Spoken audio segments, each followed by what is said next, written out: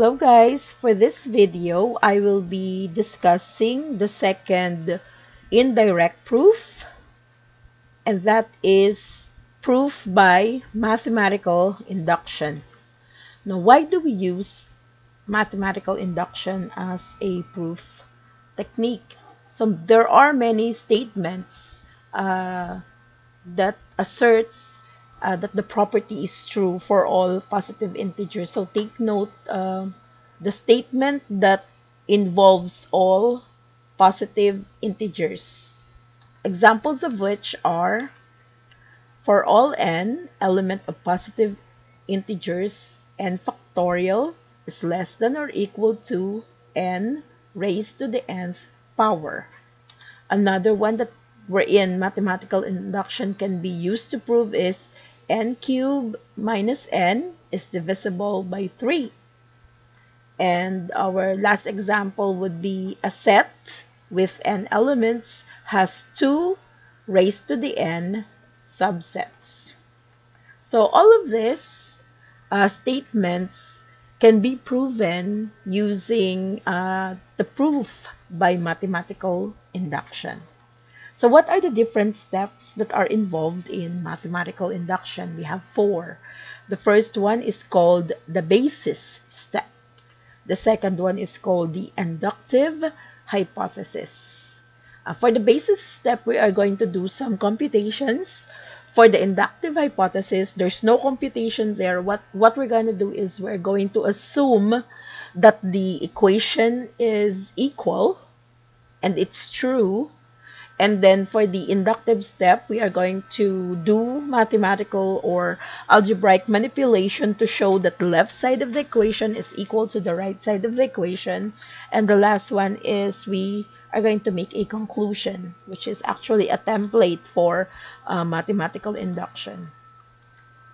Now, how do we do the basis step? As I have mentioned previously, we are going to do a little bit of computation for this one. We are going to compute for the first 3 values of n. N is equal to 1, n is equal to 2, and n is equal to 3. So that's how this one looks like. All right. So the first column are the 3 different values of n. And we are going to show that for n is equal to 1, the left side of the equation is equal to the right side of the equation. So what do we mean by 1? We are just going to, if you can see, there are infinitely many entries on the left side because it keeps on adding. So what 1 means here is you are just going to get one element from the left side, and that's 1. This is the first element. Okay, no computation there.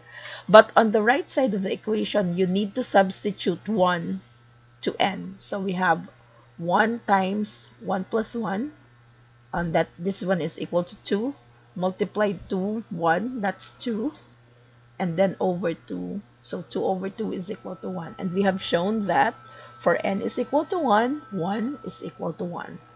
Now, for n is equal to 2, it means that on the left side of the equation, you are going to get 2 entries. Not 2 only, but 1 plus 2, because these are 2 entries. So that's why we have here. And 1 plus 2 is equal to 3 when we add it.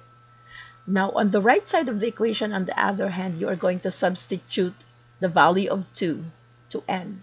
So that's why we have 2 times the quantity 2 plus 1. So that's equal to 3.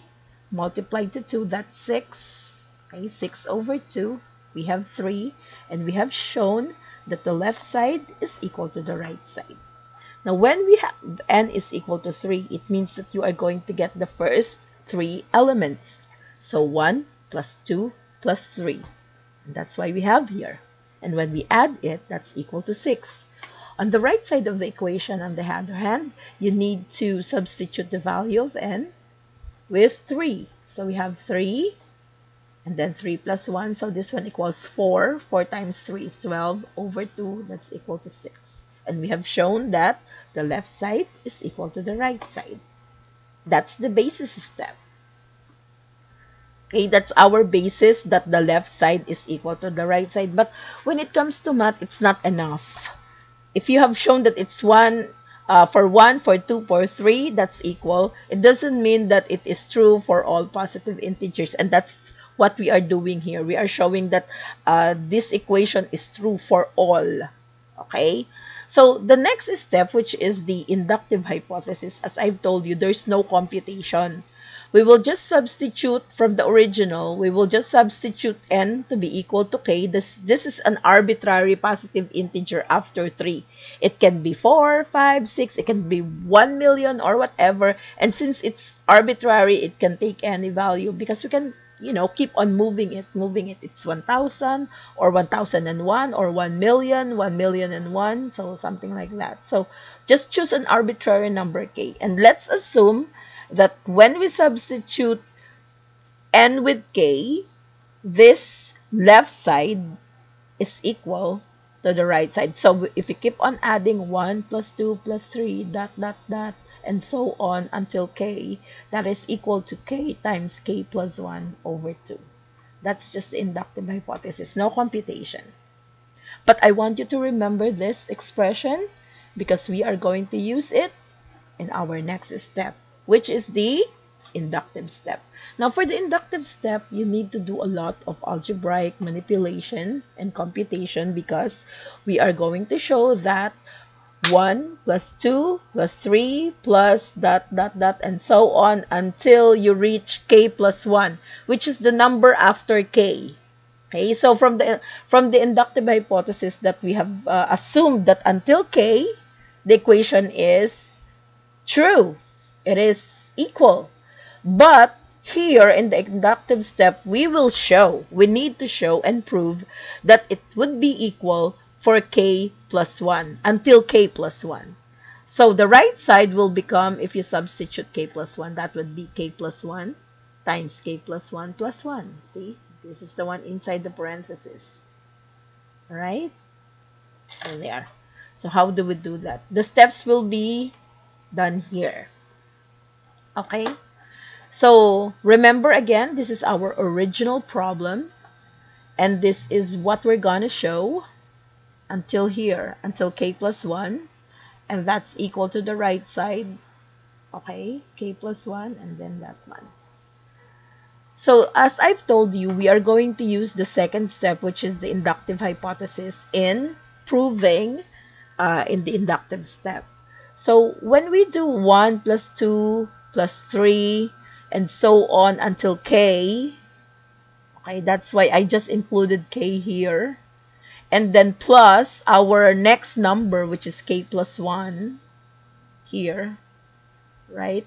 So the only difference between this expression and this expression is I have inserted k here right before k plus 1 because these two are consecutive integers, right? It's the same as 2 plus 3 or 7 plus 8. This is 7. You just add 1, becomes 8. So k, when you add 1 to k, that would be k plus 1. And that's equal to the right side, okay? So it says here that we just added k as stated in step 2. And the reason for that is we are going to use this expression and substitute it with the right side, which is k times k plus 1 over 2. And where does this come from? It came from the second step because we have assumed that the left side until k is equal to this. So that's the reason why I asked you to remember this because we are going to change this into this by substitution. And the reason for that is it's easier for us to show that the left side is equal to the right side. So if you notice, the second element here on the left side doesn't have a denominator 2. Okay? While this one, the entire expression is divided by 2. There's a plus here, and this part is not divided by 2. So what do? We just express this as a fraction with the 2 as denominator, and all you need to do is to multiply 2 over 2. So see, from here to here, there's just it, 2 over 2. So now, we do have now an expression which is like a fraction with a denominator 2, and we can just simply put everything together and put a 2 underneath. Okay, That's what we have here. But let's take a look at the right side of the equation. Nothing much changed, still the same. All right. And then from this one to this one, what happened was we just removed the parenthesis here because there's nothing, this parenthesis is not important anymore. Okay. So, so there. And we can just simply add his 1 plus 1 equals 2. While this one, okay, nothing much change from here to here. Okay. And then for this one, from this line to this line, what we did was just to distribute the k by multiplying it to the elements inside the parenthesis. Same with this one. So this becomes k squared, this becomes k, and this one is 2k, and this one is 2. All right, and this one is still k plus 1 times k plus 2. And then the next thing that we did here on the next line is uh, from here to here, we just put everything underneath. Since they have the same denominator, there's no problem. Just put a line there and then just add the same terms, k and 2k here. So we have 3k. So k squared plus 3k plus 2 over 2. So it's just simple addition. And then this one, what happened from this to this? All you need to do is do the FOIL method. K times k is k squared. 1 times k, and then 1, and this one k times 2. So you have 3k, inner and outer. And then the last elements, 1 times 2 is 2. Then just put the addition sign. And you have shown that the left side of the equation is equal to the right side of the equation by mathematical induction. So that's it. That's the end of our video. Thank you very much for watching, and God bless.